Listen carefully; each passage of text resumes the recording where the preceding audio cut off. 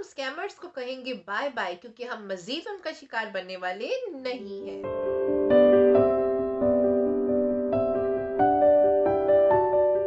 अस्सलाम वालेकुम, कैसे हैं आप सब लोग। उम्मीद है कि आप सब बिल्कुल खैरियत से होंगे। अल्लाह ताला आप सबको हमेशा खुश और आबाद रखे, आमीन। तो जनाब, अगर आप मेरे चैनल पर नए हैं और अभी तक आपने मेरे चैनल को सब्सक्राइब नहीं किया तो जाइए और चैनल को सब्सक्राइब कीजिए, वीडियोस को लाइक कीजिए और अपनी फैमिली और फ्रेंड्स के साथ शेयर कीजिए। और बेल आइकॉन को भी ज़रूर प्रेस कर लीजिएगा, क्योंकि इससे मेरी आने वाली हर नई वीडियो आप तक सबसे पहले पहुंचेगी। तो चलिए फिर देर किए बगैर चलते हैं आज की वीडियो की तरफ।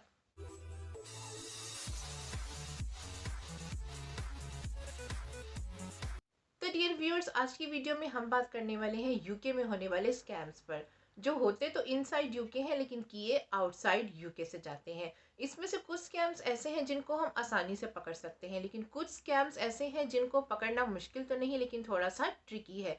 कुछ स्कैम्स हमारे पर्सनल डाटा से रिलेटेड होते हैं और कुछ स्कैम्स हमारी बैंक डिटेल से रिलेटेड होते हैं। यूके, यूएसए, कनाडा और ऑस्ट्रेलिया जैसे वेलफेयर कंट्रीज में अगर किसी के साथ भी कोई स्कैम हो जाए और वो साबित हो जाए तो उसको रिफंड कर दिया जाता है। लेकिन पाकिस्तान, इंडिया और बांग्लादेश जैसे कंट्रीज में अगर किसी के साथ भी कोई स्कैम हो जाए तो उसका नुकसान हमें खुद ही बर्दाश्त करना पड़ता है।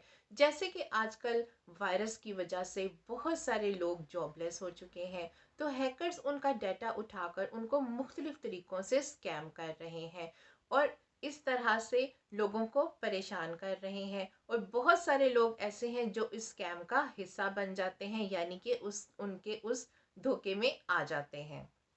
जिसकी एक बहुत बड़ी वजह यह है कि उन लोगों को मालूम ही नहीं होता कि किस किस तरह से स्कैमर्स उनको परेशान कर सकते हैं और उनकी कौन कौन सी डिटेल्स लेकर वो किस तरह से उनके बैंक अकाउंट तक पहुंच सकते हैं और उनके बैंक अकाउंट खाली कर सकते हैं। तो चलिए देखते हैं कि वो कौन कौन से स्कैम्स हैं जो आजकल यूके में या फिर दूसरे कंट्रीज में किए जा रहे हैं और हम इनसे किस तरह से बच सकते हैं।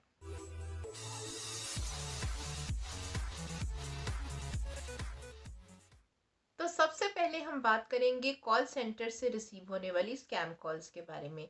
ये स्कैम कॉल्स जब हमें रिसीव होती हैं तो यूके का लोकल नंबर शो हो रहा होता है, लेकिन दर हकीकत वो कॉल्स किसी और कंट्री से होती हैं। और जब हम कॉल रिसीव करते हैं तो रिकॉर्डिंग चल रही होती है कि ये कॉल हमें HMRC से आई है। अब HMRC यूके का टैक्स का वो इदारा है कि यूके में रहने वाला हर वो शख्स जो टैक्स पे कर रहा है उसकी डिटेल्स उस इदारे में मौजूद है। अब कुछ ही देर के बाद ऑपरेटर हमसे बात करता है और वो कहता है कि वो HMRC से बात कर रहा है और आपने 4 महीने, 6 महीने या 8 महीने का टैक्स पे नहीं किया है, जिसकी वजह से हम आपको कॉल कर रहे हैं और अगर आपने ये टैक्स पे ना किया तो आपको पुलिस के हवाले भी किया जा सकता है।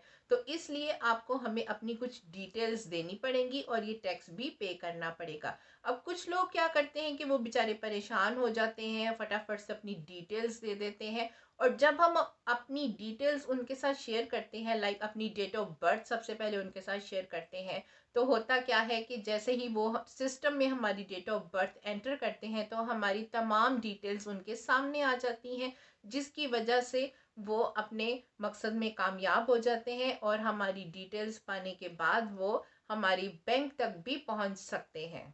तो इन स्कैमर्स से बचने के लिए हमने सबसे पहला जो काम करना है वो ये कि ये कॉल सुनने के बाद हमने परेशान बिल्कुल भी नहीं होना और हमने उनके साथ कुछ क्रॉस क्वेश्चनिंग करनी है जिनकी हमें कॉल आई है। जब हम उनके साथ क्रॉस क्वेश्चनिंग करेंगे, हम उनके साथ बातचीत करेंगे, तो हमें उनके एक्सेंट से सबसे पहले इस बात का अंदाज़ा हो जाएगा कि ये कॉल हमें यूके से आ रही है या फिर हमें किसी और कंट्री से आ रही है।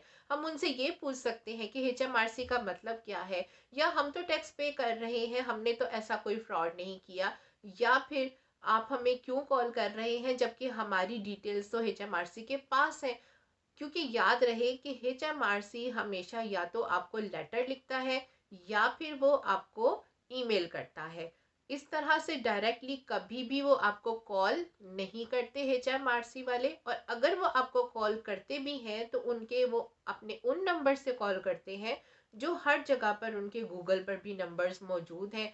हम उनकी उस कॉल को बंद करने के बाद गूगल पर जाकर ये चीज़ सर्च कर सकते हैं कि ये कॉल हमें जिस नंबर से आ रही थी वो HMRC का नंबर है भी या नहीं।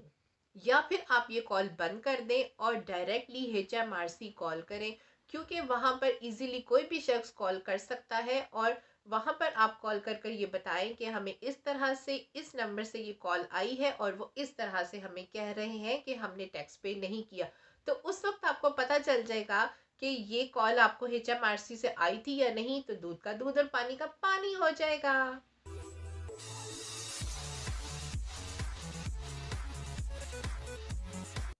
यूके में लोग ज़्यादातर अपने बिल्स डायरेक्ट डेबिट से पे करते हैं, यानी वो मोबाइल का बिल भी हो सकता है, घर की बिजली का बिल भी हो सकता है, गैस का बिल भी हो सकता है, या फिर जिम की फीस भी हो सकती है, जो ऑटोमेटिकली हमारे अकाउंट से कट जाती हैं। अब स्कैमर्स क्या करते हैं कि वो हमारे मोबाइल नंबर पर हमें एक मैसेज भेजते हैं जिसमें ये लिखा होता है कि वो इस महीने किसी दुश्वारी की वजह से हमारा डायरेक्ट डेबिट के थ्रू बिल चार्ज नहीं कर पा रहे हैं, और अगर हम नीचे दी गई इस वेबसाइट पर क्लिक करेंगे तो हम अपना बिल आसानी से पे कर सकते हैं। अब जैसे ही हम उस वेबसाइट पर क्लिक करते हैं तो वहाँ पर हमारी कुछ पर्सनल डिटेल्स मांगी जा रही होती हैं और हमारे बैंक की डिटेल मांगी जा रही होती है। अब जब हम अपनी पर्सनल डिटेल और अपनी बैंक डिटेल्स उस वेबसाइट में उनको दे देते हैं, तो इसका मतलब ये है कि हमने अपने बैंक अकाउंट को उनके हवाले कर दिया है और वो हमारे बैंक अकाउंट को एक्सेस कर सकते हैं। तो इसलिए अगर आपको कोई भी इस तरह का मैसेज रिसीव होता है तो सबसे पहले आपने उस मैसेज को इग्नोर करना है और नीचे दी गई जो वेबसाइट है उस पर कभी भी आपने जाकर क्लिक नहीं करना है। और आपने अपने बैंक में फ़ोन करना है और उनसे पूछना है कि हमारा डायरेक्ट डेबिट वहाँ पर पहुँचा है या नहीं। तो आपको इस तरह से पता चल जाएगा कि आपकी जो फीस है या बिल है वो उस इदारे को पे हो चुका है या नहीं।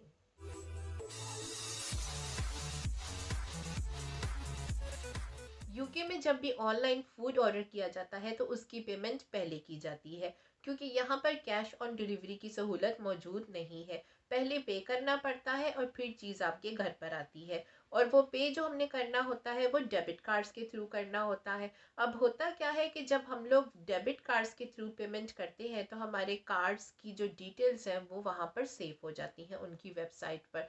और स्कैमर्स क्या करते हैं कि इन वेबसाइट से हमारे बैंक्स की डिटेल्स उठाते हैं और उनको इस्तेमाल करते हैं। कुछ ही दिन पहले की बात है कि मेरी एक फ्रेंड ने ऑनलाइन खाना ऑर्डर किया उबर के थ्रू, और उसकी ऑनलाइन पेमेंट भी उसने अपने डेबिट कार्ड से की और उसकी वो तमाम डिटेल्स वहाँ पर उस वेबसाइट पर सेव हो गई।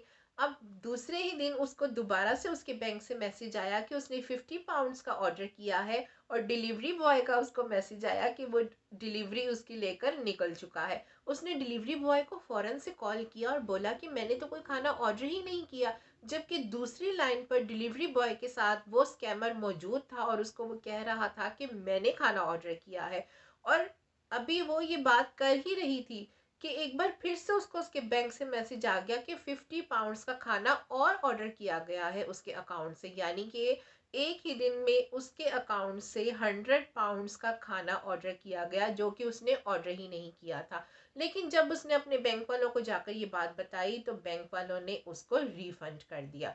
लेकिन हर जगह पर ऐसा नहीं होता, इसलिए हमें इस बात का ख्याल करना है कि हम जिस भी वेबसाइट पर जाकर, किसी भी रेस्टोरेंट की वेबसाइट पर जाकर हम अपना खाना ऑर्डर कर रहे हैं तो हम फ़ौरन से अपनी जो डिटेल्स हमने अपने डेबिट कार्ड्स की डिटेल्स वहाँ पर डाली हैं हम उनको वहाँ से डिलीट कर दें, ताकि कोई भी स्कैमर उसका फ़ायदा ना उठा सके।